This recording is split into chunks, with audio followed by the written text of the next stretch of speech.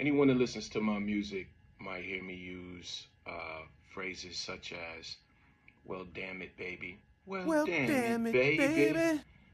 Why, baby? Why, baby? Damn it, Damn it, girl. girl.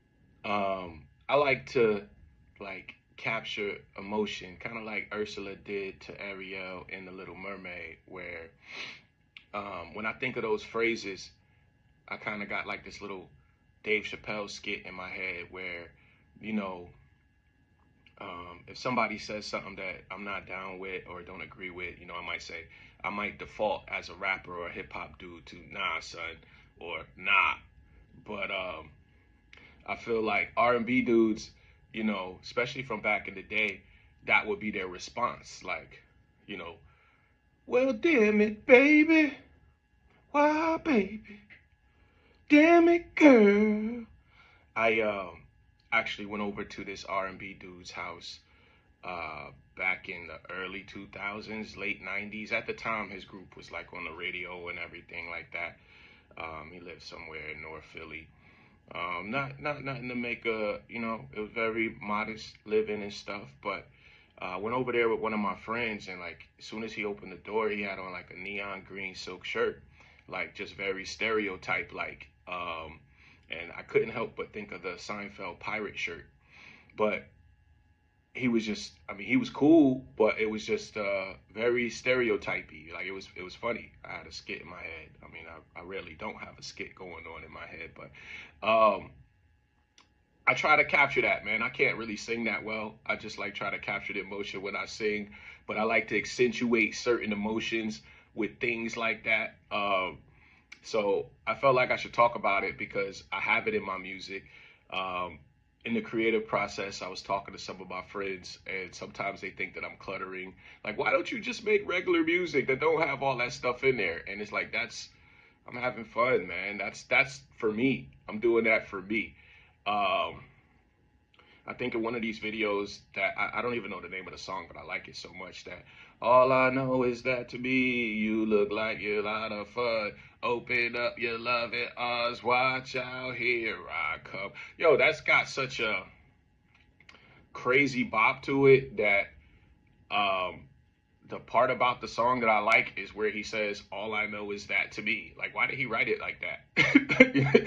So I like little quirky things about music, so I add quirky things to my music. I guess is the point. So when you hear things like "Damn it, girl" and "Why, baby," that's why I do those things. It's fun. I think there's a certain emotion to it. Um, it makes me think I'm Michael Jackson.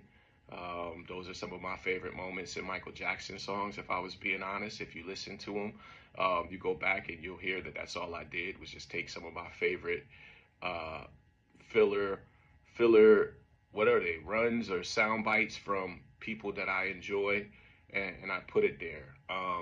For example, on what is it? TikTok, I think it is. Ba-da-ba-ba-ba-da-ba-ba. Mm-mm-mm-mm-mm-mm. Oh yeah, TikTok. Like on TikTok, when I'm humming, whatever I'm humming in the beginning of that, that's what's the name of that song? I think it's by Toto. I'll stop the rain down in Africa. I'll stop the rain down in Africa. I mean, you gotta have fun with it, man. And I think I was on tour with, I want to say it was Dice, Dice Raw, and a few other brothers. We were in the back of a bus playing Madden, and it might have been the Beat Nuts or something at the time that he was listening to, and we got into a conversation where he's like, "Yo, man, you gotta stay a fan." I never forgot that. I never forgot that because I think the more that it became like work, and you start seeing people as people that you're competing with or are you better than and measuring yourself against, you stop kind of being a fan of your peers. um, so that's my probably mostly why I still mostly listen to stuff that I already grew up on or whatever. Like I kind of stopped being a fan of new people. You have to be pretty special and actually be writing stuff. I mean, not whether you write it or not, but like you have to pretty much be making music and not just vibes, right? Like vibes is cool. There's a time and a place, but I mostly, if you knew when I'm listening to you, I feel like you're putting in that behind the scenes effort too. It's not just what shows up in your music. So I just wanted to kind of give you a little insight to some of the little things that I do for me in the music. You know what I'm saying? And then I don't know if anybody picks up on them, but they're like little Easter eggs for myself, I would say. And that's just something that makes it fun when I hear it, so that when I'm listening to the music, I have things that make me feel good. Those are probably the only parts of my songs that I sing.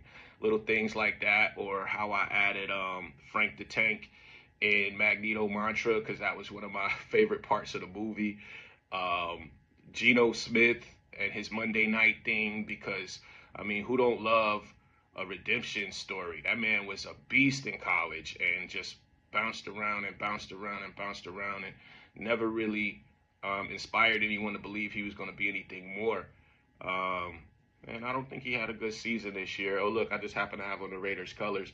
But in that moment was his, man.